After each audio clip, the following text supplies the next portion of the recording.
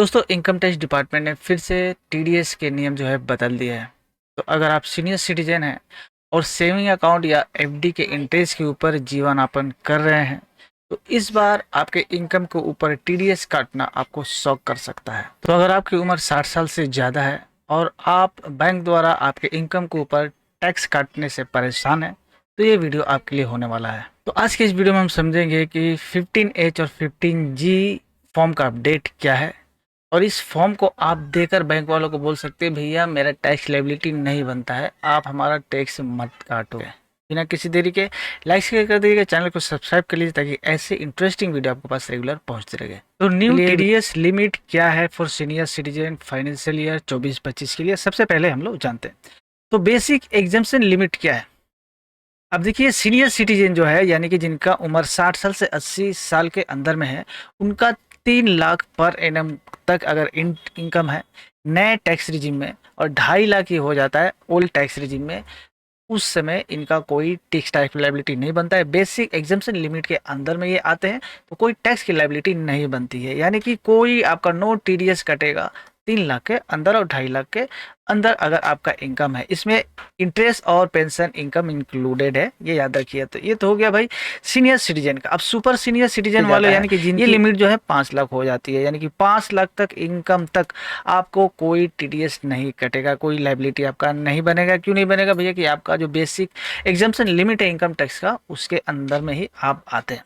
अब क्या होता है जो इंटरेस्ट इनकम होता है बेसिक जो सीनियर सिटीजन लोगों को इनकम होता है, मेन सोर्स ऑफ इनकम होता है। तो अगर इंटरेस्ट का जो इनकम होता है वो 50 लाख ये सीनियर सिटीजन के लिए, और अदर जो होता है जो अदर सीनियर सिटीजन को छोड़कर जो होते हैं लेस देन 60 ईयर्स उनके लिए 40,000। तो उस पर जो बैंक है और फाइनेंशियल इंस्टीट्यूशन है वो टीडीएस काटते भैया 10% करके। तो ये टीडीएस ना कटे अगर आप एज ए सीनियर सिटीजन आपका इनकम जो है बेसिक एग्जम्पशन लिमिट से अंदर है, यानी कि 3 लाख और 2.5 लाख से अंदर है, तो आप बैंक को सर्टिफिकेट देकर बोल सकते हो भैया मेरा कोई टैक्स लायबिलिटी नहीं बनता है, कोई इनकम टैक्स पे करना नहीं बनता है, आप हमारा टीडीएस मत काटो। अब टीडीएस नहीं काटने से आपका सुविधा होगा। अगर गलती से टीडीएस बैंक काट लेता है और आपका जो एग्जम्पशन लिमिट के अंदर में ही आपका इनकम होता है उस केस में आपको मजबूर होकर आईटीआर फाइल करना पड़ेगा रिफंड प्राप्त करने के लिए, क्योंकि बिना आईटीआर फाइल करे आप रिफंड नहीं पा सकते। तो उस केस में आपको 15H जो है बैंक को देना पड़ेगा, फाइनेंशियल इंस्टीट्यूशन को देना पड़ेगा जहां से आपका इनकम अराइज हो रहा है कि भैया हमारा जो है इनकम जो है टैक्सेबल इनकम नहीं है तो आप मेरा टीडीएस मत काटो। अब भैया फॉर्म 15H क्या होता है सीनियर सिटीजन के लिए, पर्पस क्या होता है इनका वो जान लेते हैं।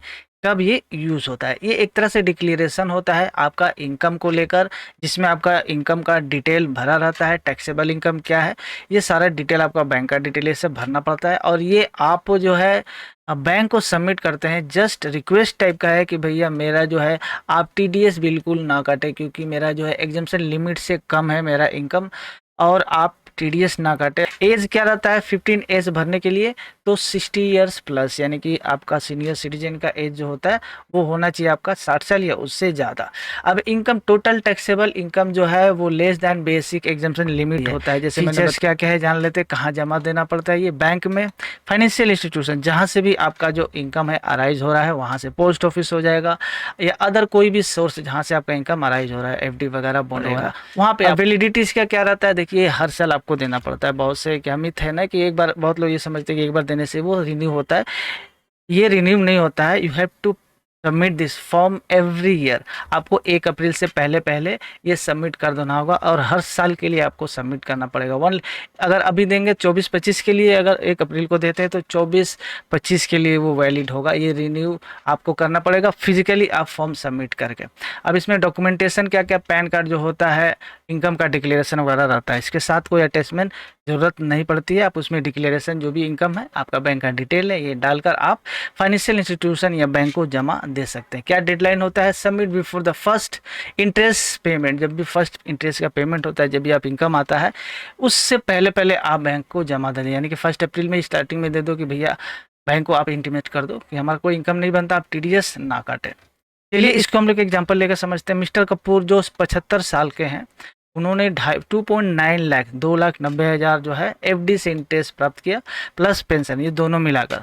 तो क्या वो should see file form H two avoid TDS?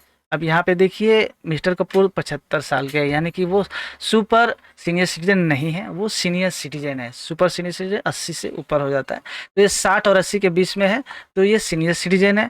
इन्होंने 2.9 लाख, अगर ये जो है न्यू टैक्स रिजिम में आईटीआर फाइल करते हैं, तो चूंकि इनका जो इनकम है बेसिक एग्जाम्पशन लिमिट जो है 3 लाख का, उससे कम का है, यानी कि इनका कोई टैक्स लायबिलिटी नहीं बनता है। तो बिल्कुल इनको फॉर्म एज जो है बैंक को जमा देना होगा और बोलना होगा भैया आप मेरा टीडीएस जो है बिल्कुल ना काटे, मेरा लायबिलिटी नहीं बनता है। ठीक है, तो इनको फॉर्म एज सबमिट करना चाहिए। तो ये तो हो गया सीनियर सिटीजन के लिए। अगर यही केस जो है नॉन सीनियर सिटीजन के लिए हो जाए, यानी कि जिनकी उम्र जो है 60 साल से कम है, उनके लिए क्या, अगर ऐसा सिचुएशन बनता है कि उनका टैक्सेबल इनकम नहीं बनता है, बेसिक एग्जाम्पशन लिमिट से अंदर में ही इनका इनकम रहे और टीडीएस नहीं कटवाना चाहे बैंक को, तो उनके लिए कौन सा फॉर्म है, वो कौन सा फॉर्म जमा देंगे? तो वो आपका जमा देंगे 15G करके फॉर्म है, सेम फॉर्म है। 15H जिनकी उम्र 60 साल से नीचे है वो जमा देंगे, एज उनका 60 से नीचे रहेगा। और इनकम के बारे में क्या है, तो टैक्सेबल इनकम उनका अगर 2.5 लाख से कम है ओल्ड टैक्स रिजिम में, और ये 3 लाख हो जाता है नए टैक्स रिजिम में, अगर वो अपना आईटीआर नए में डालते हैं तो 3 लाख पुराने टैक्स के हिसाब से, पुराने स्कीम के हिसाब से आईटीआर भरते हैं तो 2.5 लाख का लिमिट 24-25 फाइनेंशियल ईयर में अगर है तो वो उनका बेसिक एग्जाम्पशन लिमिट के अंदर में आता है। उस केस में उनका कोई टैक्स लायबिलिटी नहीं बनता है अगर, तो बैंक को वो 15G जो है जमा करके रिक्वेस्ट कर सकते हैं, भैया मेरा कोई टैक्स लायबिलिटी नहीं बनता है, टैक्सेबल इनकम जो है मेरा बेसिक टैक्सेबल इनकम से कम है, तो आप मेरा टीडीएस प्लीज मत काटो। अब ये 15G और 15H में क्या अंतर है, देखिए मान लीजिए कि एप्लीकेबल एज हो गया 15H हो गया आपका जो सीनियर सिटीजन है, 60 साल से ज़्यादा वाले जो टैक्स पेयर है वो, और उनसे कम यानी 60 साल से कम यानी नॉन सीनियर सिटीजन वाले जो है उनको 15G देना है। तो 15H और 15G बेसिकली एक ही फॉर्म है, सीनियर सिटीजन के लिए H है और नॉन सीनियर के लिए G है। ठीक है, अगर इनकम लिमिट की बात करें तो 3 लाख हो जाता है सीनियर सिटीजन के लिए, 3 और 5 लाख, यानी कि सुपर सीनियर सिटीजन के लिए 5 लाख हो जाता है लिमिट, और सीनियर सिटीजन के लिए आपका 3 लाख का लिमिट हो जाएगा। वही नॉन सीनियर सिटीजन के लिए लिमिट जो है 2.5 लाख है।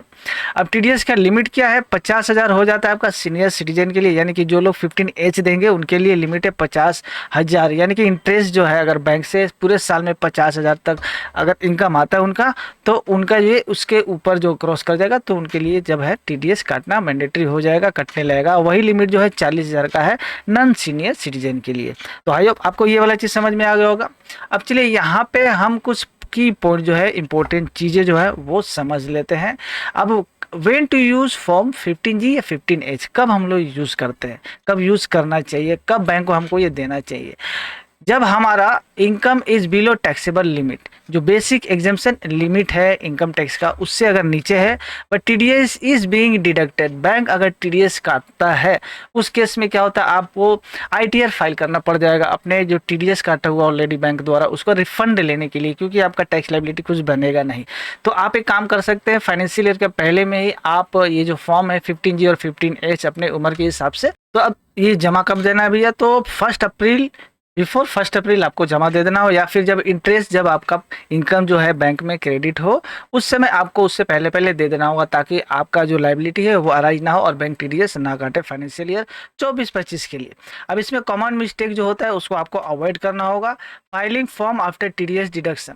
अगर मान लीजिए ऑलरेडी बैंक पहले टीडीएस काट लिया, फिर बाद में आपने लेट जाकर उसको दे रहे हैं भैया 15G और 15H लीजिए, मेरा टीडीएस मत काटिए, क्योंकि ऑलरेडी बैंक काट लेता है, तो उस केस में आपका रिफंड नहीं हो पाएगा। नॉट रिव्यूइंग फॉर्म एनुअली, आपको मैनुअली फिजिकली हर साल जाकर बैंक में ये फॉर्म हर साल के लिए सेपरेट फॉर्म आपको जमा देना पड़ेगा। इनकरेक्ट जो इन्फॉर्मेशन अगर डिक्लेरेशन वगैरह देते हैं तो आपको उस केस में पेनल्टी वगैरह भी लगाया जा सकती है, क्योंकि ये डिफॉल्ट है। सेक्शन 217 ऑफ आईटी एक्ट के तहत आपके ऊपर कार्रवाई की जा सकती है और पेनल्टी लगाई जा सकती है।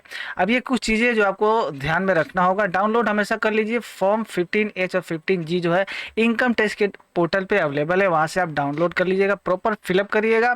फिलअप करने में आपको क्या क्या लगेगा, पैन का डिटेल लगेगा, इनकम का डिटेल लगेगा, आपका बैंक अकाउंट का इन्फॉर्मेशन लगेगा, ये सारा चीज़ आपको वहाँ पे पहले से रेडी करके आपको फिलअप करना होगा। उसके बाद फिलअप करने के बाद फिजिकली या फिर डिजिटली या फिर ऑनलाइन या आप फिजिकली जाकर बैंक में जमा दे सकते हैं। अगर ऑनलाइन आप बैंक लेता है तो आप ऑनलाइन भी सबमिट कर सकते हैं, अगर बैंक एक्सेप्ट करता है तो। अब चलिए यहाँ पे हम और क्लियरिटी के लिए कोई सिनेरियो लेते हैं, एग्जाम्पल लेकर समझने की कोशिश करते हैं। अब एग्जाम्पल के लिए लेते हैं, मिस्टर राज जो है 82 साल का एक पर्सन है, जिसके उम्र जो है, जिसकी इनकम जो है 4.8 लाख इनकम है, ठीक है। 3.5 जो है पेंशन से उसके पास इनकम आता है, 1.3 लाख का जो है उसका एफडी का इंटरेस्ट है, यानी कि 3.5 लाख पेंशन का इनकम है और 1.3 लाख जो है वो एफडी का इंटरेस्ट है। टोटल मिलाकर उसका इनकम हो जाता है साल का 4.8, 4,80,000। अब इस केस में should he file form H file करना चाहिए, क्योंकि ये 82 साल का है, तो 80 साल के ऊपर वाले सुपर सीनियर सिटीजन कैटेगरी में आते हैं और उनका जो income basic income exemption limit जो है वो है 5 लाख का। 5 लाख का लिमिट है और यहाँ पे देखिए आपका 4.8 लाख है, यानी कि पूरा 5 लाख नहीं हुआ है इनकम, यानी कि कोई टैक्स लायबिलिटी नहीं बनने वाली है इनका आईटीआर में। अगर ये 15 एज नहीं देंगे तो बैंक टीडीएस काट लेगा और उसको क्लेम करने के लिए, रिफंड करने के लिए इनको आईटीआर भरना पड़ेगा। तो यस, इनको अपने बैंक को या जहाँ से भी इनका इनकम अराइज हुआ है, जो टीडीएस काट रहा है, उनको 15 एज जरूर देना होगा पहले से। कैन फॉर्म 15 एज भी use for mutual fund dividend? क्या म्यूचुअल फंड डिविडेंड से जो इनकम आता है उस पर यूज हो सकता है? बिल्कुल हो सकता है। याद रखिए, बैंक हो गया, कोई भी फाइनेंशियल इंस्टीट्यूशन हो गया, पोस्ट ऑफिस हो गया, जहाँ से भी आपका जो इनकम अराइज हो रहा है और जहाँ पे टीडीएस कट रहा है, वहाँ आप ये फॉर्म जमा दे सकते हैं। दूसरा, what if income exceeds the limit after submitting form 15 H? 15 H file करने के बाद अगर जो बेसिक एग्जाम्पशन लिमिट से ऊपर आपका इनकम चला जाता है, उस केस में फाइल आईटीआर एंड पे ड्यू टैक्सेस। आप आईटीआर में वहाँ दिखाइए टोटल इनकम, अगर टैक्स लायबिलिटी आती है तो वहाँ पे आप पे करिए, कोई पेनल्टी वगैरह होता है तो वो आपको पे करना पड़ेगा। इस form 50 is applicable for NIR seniors? क्या एनआईआर के लिए नॉन रेजिडेंट इंडियन के लिए ये एप्लीकेबल है? ये लेटेस्ट अपडेट आया है इस बार का, आपका जो बजट है उसमें ये अपडेट आ गया कि एनआईआर जो है ये फॉर्म जो है 15G या 15H जो है वो नहीं फाइल कर सकते हैं। They must use form 50H only if they qualify as resident under IT act.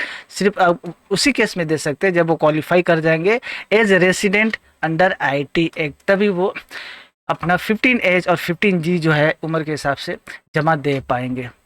तो मैं ऐसा करता हूँ कि आज का ये सेशन जो है वो आपको अच्छी तरह से समझ में आ गया होगा। कोई सवाल, कोई क्वेश्चन है, आप ज़रूर कमेंट करिएगा, उसका रिप्लाई करने का कोशिश करेंगे। वीडियो अगर कहीं से भी आपको अच्छी लगे तो ज़्यादा से ज़्यादा शेयर करिए, उन सीनियर सिटीजन के पास शेयर करिए जिनको इसकी ज़रूरत है, और 15G और 15H को लेकर जिनको ज़रूरत है कहाँ कब फाइल करना है।